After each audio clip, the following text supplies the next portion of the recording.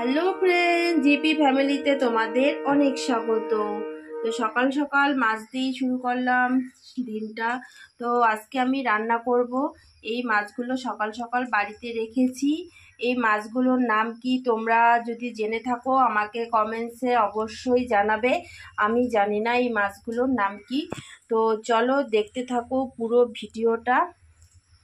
আর মাছ বিক্রি করে সেই দাদাটা বলছিল এই মাছগুলোর নাম নাকি ভাগনা মাছ। তো সঠিক কিনা সেটাও জানি না। তোমরা যদি জেনে থাকো ওই মাছগুলোর নাম কি তবে কমেন্টসে অবশ্যই জানাবে। তো এই মাছ দিয়ে আমি একটা দুর্দান্ত স্বাদের রেসিপি বানাবো। তো চলো দেখতে থাকো পুরো ভিডিওটা কেউ স্কিপ করবে না, প্রথম থেকে শেষ অবধি অবশ্যই দেখবে। আশা করি তোমাদের ভালো লাগবে। তো চলো ভিডিওটা শুরু করা যাক রেসিপিটা। তো মাছগুলোকে প্রথমে আমি পরিষ্কার করে কেটে নেব, তারপর ধুয়ে নেব। তো মাছগুলো ভালো করে পরিষ্কার করে ধুয়ে নিয়েছি কেটে কুটে। তো এখন এর মধ্যে দিয়ে দিব হলুদ গুঁড়ো, নুন দিয়ে ভালো করে মেখে। তো নুন হলুদ দিয়ে মাছটাকে ভালো করে মেখে নিয়েছি। আজকে এই মাছটা একদমই আমি হালকা পাতলা করে করব, কারণ আজকে যা গরম, বাইরে ভীষণ রৌদ্র উঠেছে। এই গরমের মধ্যে এত রিচ খাওয়া দাওয়া ভালো লাগে না খেতে, তাই একদম হালকা করে করব। তেল মশলা একদমই কম দিয়ে রান্না করব, হালকা ঝোল মাছের। আর যেহেতু এই মাছটা একদম টাটকা, একদম লোকাল মাছ আমাদের এখানকার, তো এটা হালকা একদম ঝোল করলে দারুণ লাগবে খেতে। তেল গরম হয়ে গেছে, এখন তেলের মধ্যে মাছগুলো দিয়ে দেব।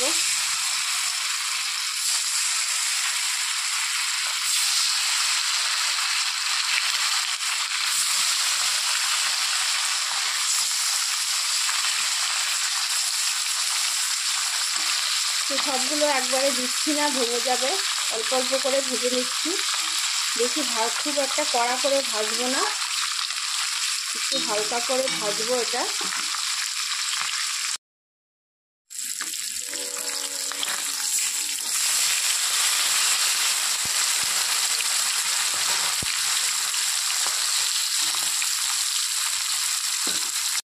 তো মাছ ভাজা হয়ে গেছে, এখন উঠিয়ে নেব। তো বাদবাকিগুলো উঠিয়ে বাদবাকিগুলো দিয়ে দিয়েছি, এগুলো সেমভাবে ভেজে নেব। সব মাছ ভেজে উঠিয়ে নিয়েছি। ওই তেলের মধ্যে আমি দুটো আলু কেটে নিয়েছি, আলুগুলোও ভেজে নেব একই তেলে। দিয়ে দিচ্ছি সামান্য নুন, হলুদ দিয়ে আলুগুলো একটু লাল লাল করে নেব ভেজে।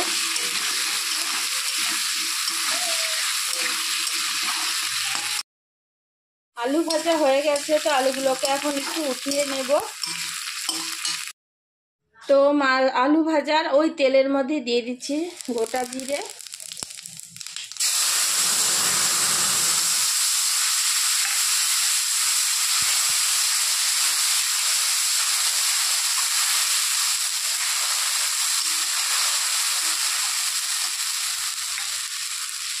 এক্সট্রা তেল দিইনি, যে তেলে মাছ ভেজেছি ওই তেলে আলু ভাজা করলাম। আর আলু ভাজা করার পরেও তেল অল্প রয়ে গেছে, ওটার মধ্যে দিয়ে দিলাম ফোড়ন, আদা জিরে দিয়েছি, আর দিয়েছি আদা বাটা, কাঁচা লঙ্কা বাটা। একদম তেল কম দিয়ে রান্নাটা করব, আগেই বলেছি গরমের মধ্যে একদম হালকা পাতলা।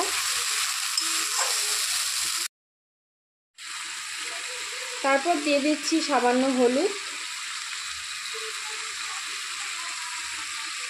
জিরে গুঁড়ো,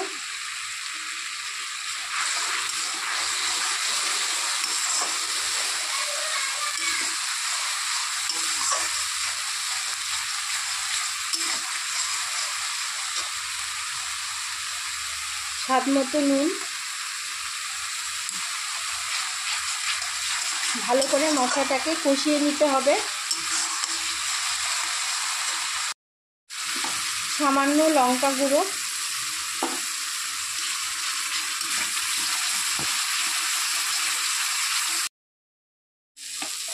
এরপর ভেজে রাখা আলুগুলো দিয়ে দিচ্ছি।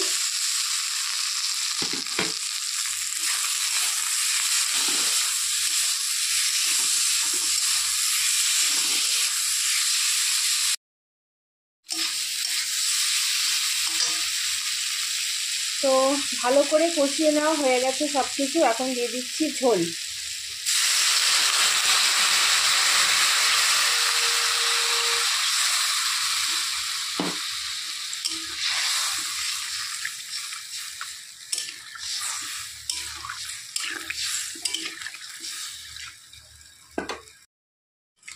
তো ঝোলটা উতলে গেছে, এখন মাছগুলো দিয়ে দিব।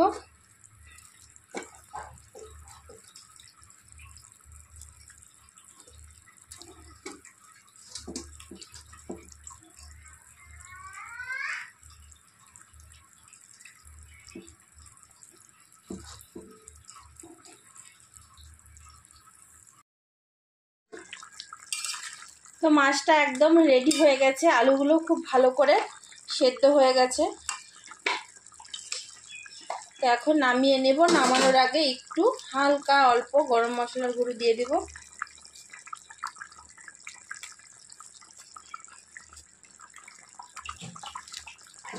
নেড়ে চেড়ে দিচ্ছি। তো এখন ঝোলটা নামিয়ে ফেলবো।